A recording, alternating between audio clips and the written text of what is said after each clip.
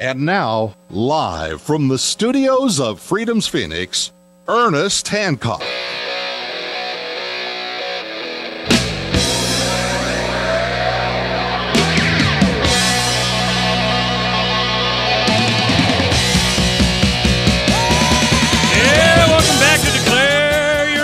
With me, Ernest Hancock, here in Phoenix, Arizona, from the beautiful studios of Freedoms with an S, freedomsphoenix.com. We have my very, very, very, very special guest, Scott Horton, from Antiwar.com/radio, where he's keeping us up to speed on what's going on with all the tip of the iceberg that you're getting in the lamestream media, the media that's so last century, and without a real understanding of what's going on.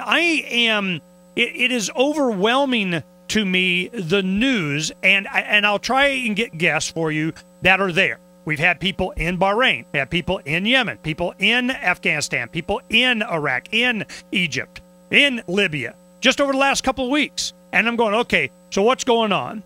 What they are saying, from the progressive point over here, they're trying to get some kudos to the Obama administration if they can, and this is what's going on. Well, the U.S. role in blah, blah, blah is essential because of yada, yada, and they're siding with the people in this one little instance and then 2 days later, you'll see something totally different. You'll see that, no, the people are just being mowed over.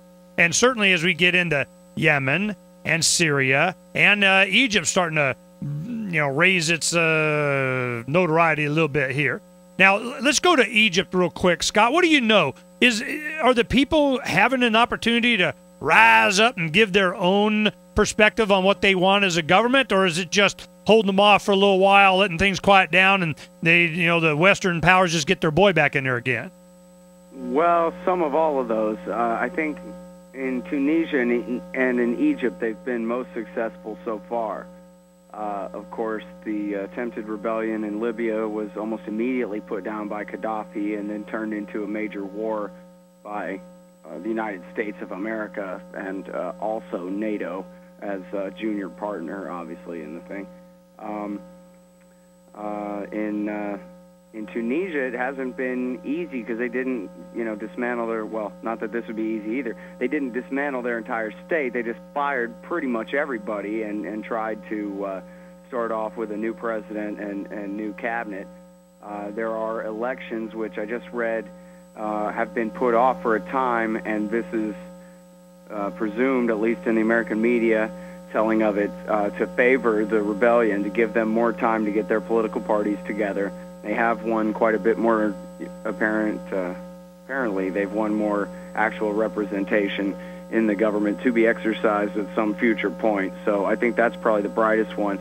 In Egypt, there has been quite a turnover of leadership, but then again, really all the civilians got thrown out and the country got turned over to a military council, which they promised to hold elections in September. And many experts say that they really don't want to rule the country. They much prefer to have a civilian face on the government at least. But the military of Egypt is almost the whole state, and it's a huge part of the society and owns a great many industries, not just the government, but the military itself. How so is this going really to be overthrown?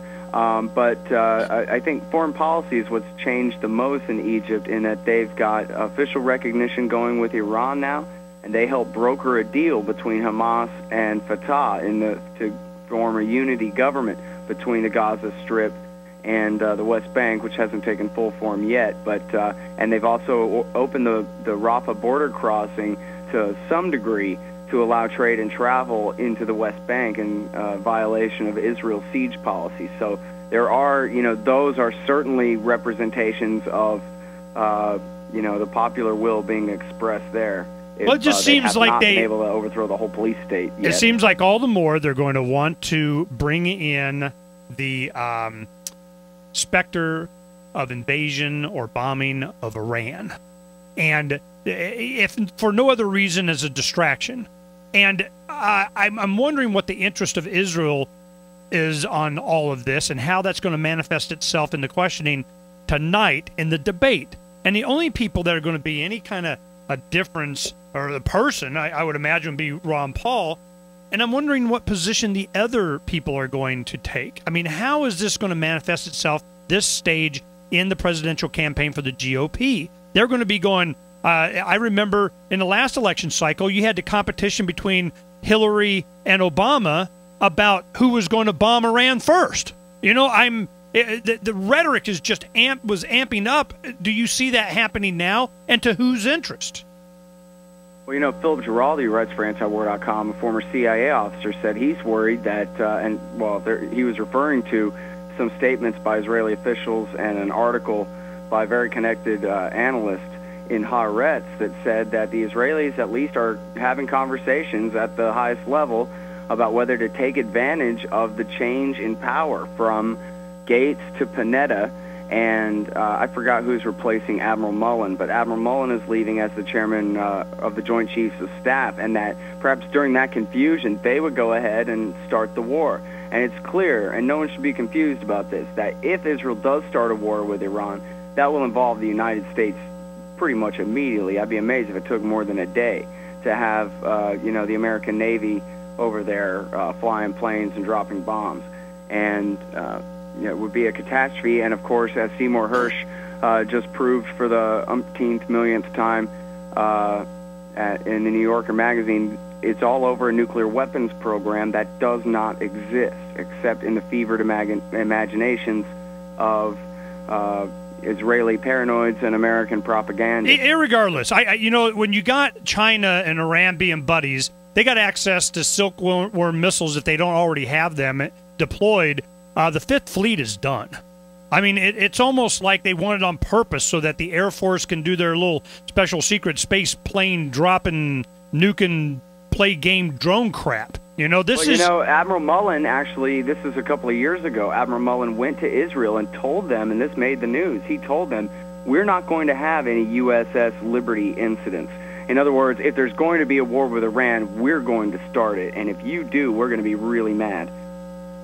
Yeah, that week. Yeah, well, and now he's on his way out, too, so who knows who they're going to replace him with. But, the thing is, it used to be that if the Israelis got in a war with Iran, at least they knew they had their loyal servant, Hosni Mubarak, running things in Egypt. Now that's not so much the case. So their southern borders in question, it hopefully means that when they redo their math on it, it makes them less likely to want to get into a war with Iran. I think tonight, if it comes up in the debate, as far as that goes, Ron Paul is probably the only one who understands what a IAEA safeguards agreement is, or has any idea about nuclear technology. Matter. The National Intelligence Estimate that was just don't came care out again. No, nobody cares.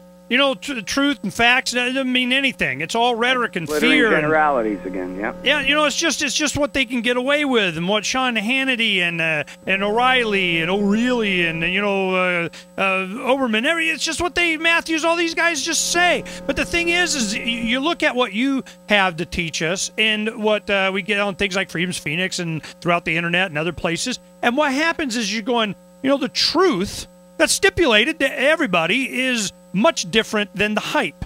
And the truth means nothing to these people. It's a use of some type of a psyop to get us at least a little bit confused. It's just to confuse you enough into accepting or not knowing what action to take when they're trying to enslave the world, put the world at risk, have the threat of mushroom clouds everywhere, and a justification for you to be distracted from your own life and the economy and stuff that's happening here. I can see it. It's just so obvious. It's Orwellian. I mean, almost like they take the book 1984 and use it as a script. So I'm going, this is.